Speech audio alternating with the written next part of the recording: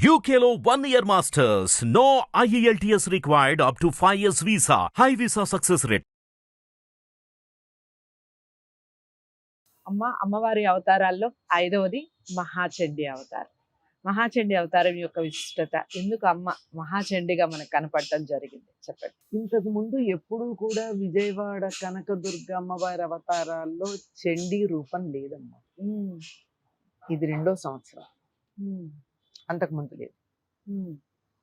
ఇది కలియుగానికి అవసరము అని భావన చేయడం ద్వారా దీన్ని ఈ అవతారాన్ని అమ్మవారికి పెట్టారు. ఎందుకంటే అవతారాలన్నీ అమ్మ కొన్ని వందల రూపాలను ధరించింది.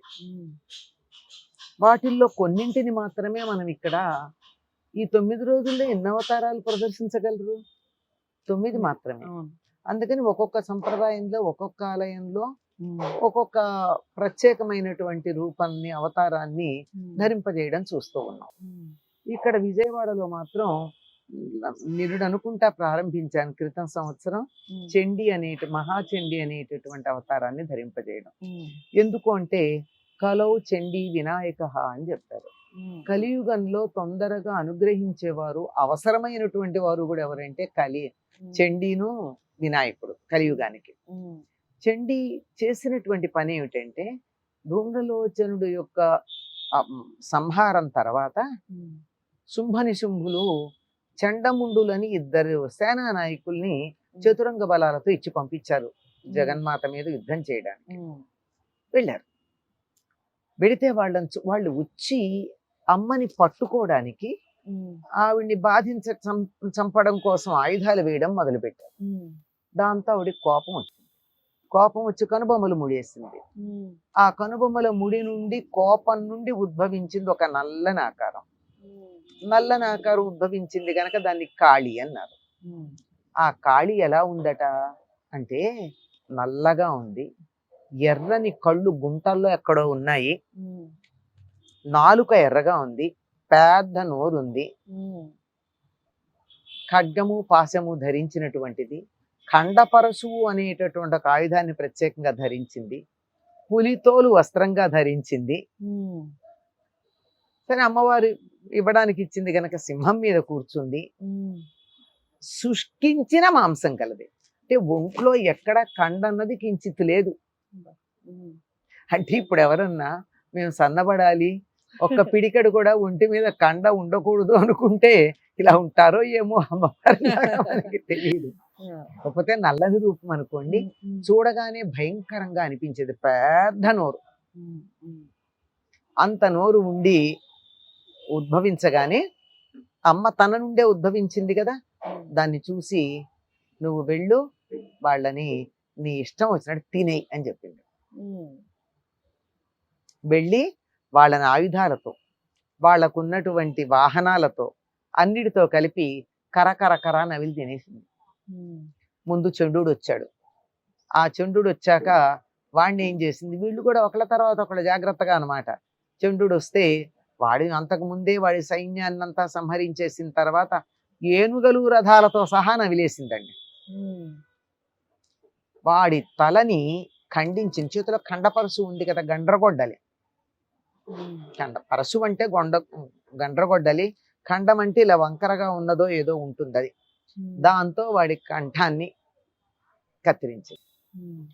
వీడు ఒకడు పోయాడు కదా, నేను కూడా ఎందుకు అని ఆగద్దు, వీడు కూడా వచ్చాడు ముందు. వాణ్ణి కూడా ఖండించి ఈ 2 తలలు ఏవైతే ఉన్నాయో అవి 2 ఇలా పట్టుకెళ్ళింది. పట్టుకెళ్ళి అమ్మవారి దగ్గరికి పెట్టి, ఇదిగో నీకు బహుమానం తెచ్చాను అని చెప్పి ఆ 2 తలలు ఆవిడకి ఇచ్చింది.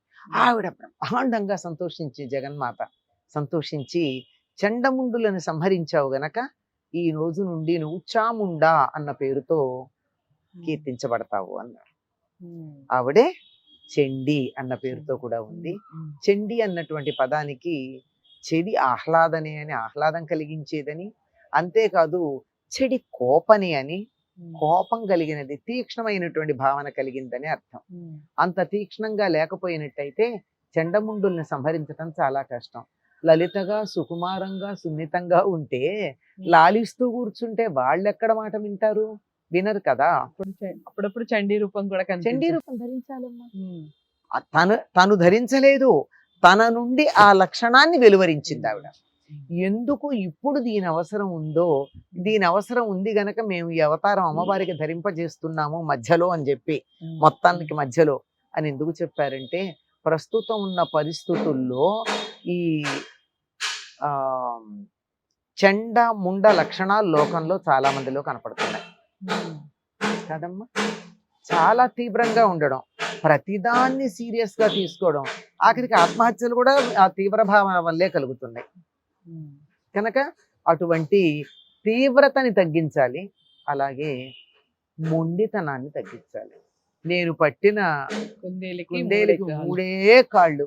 మనం వింటున్నాం కదా ఒక మాట అంటే దాని మీదే పట్టుకుని అలా గట్టిగా ఉన్నటువంటి అటువంటి లక్షణం పోవాలి అంటే చండీని మనం ఆరాధించాల్సిందే. చండీ రామ్మ, దేవతలు ఏ రకంగా సంతోషించారో నువ్వు రాక్షస సంహారం చేస్తే ఆ రకంగా మేము సంతోషించాలని అనుకుంటున్నాము కనుక రాక్షస సంహారం చేయడానికి రా తల్లి అని ఆవిడ్ని ఆవాహన చేయవలసినటువంటి అవసరం ఉన్నది. అంతేకాదు కలౌ చండీ గణనాయక అని చెప్పామే, కలియుగంలో ఎక్కువగా చండీ చేస్తారు. ఈ నవరాత్రులంతా కూడా చండీ సప్తశతి పారాయణ చేసి చండీ హోమం చేస్తారు. ఈ చండీ సప్తశతికే ఉన్న ఇంకో పేరు ఏమిటో తెలుసా? దుర్గా సప్తశతి. అంటే దుర్గా అన్న చండీ అన్న ఒకటే. కనుక అమ్మవారి యొక్క ఒక భిన్నమైనటువంటి ఛాయ, ఒక భిన్నమైన రూపం ఏదైతే ఉందో, చండముండులను సంహరించటానికి వెళ్ళిన రూపం ఏదైతే ఉందో అది చండీ. కనుక చండిని చండముండ నిషూదిని అని ఆవిడ్ని కీర్తించటం ఉందమ్మా. అటువంటి చండి చక్కగా విజృంభించి దుర్మార్గాన్ని అరికట్టి అందరికీ మేలు కలిగించాలి అని ఆ అవతారం ధరించిన కనకదుర్గాదేవినే మనం ప్రార్థించుకుందాం. చాలా చక్కగా చెప్పారు. ఇప్పుడు అమ్మ చెప్పినట్టుగా మన ఈ కలికాలంలో, ముఖ్యంగా ఈ మధ్య కాలంలో అసలు ఇలాంటి వాతావరణం మనం చూస్తూనే ఉన్నాం. నిజంగా అమ్మవారు అలాంటి అవతారం ఎత్తి చెడుని పారద్రోలాలి అని మనస్ఫూర్తిగా కోరుకుంటూ ఈ పండుగని చాలా అంటే చాలా ఆనందోత్సాహాల మధ్య జరుపుకోండి. అలాగే పిల్లలకి తప్పకుండా ఇలాంటి వీడియోస్ చూపించండి.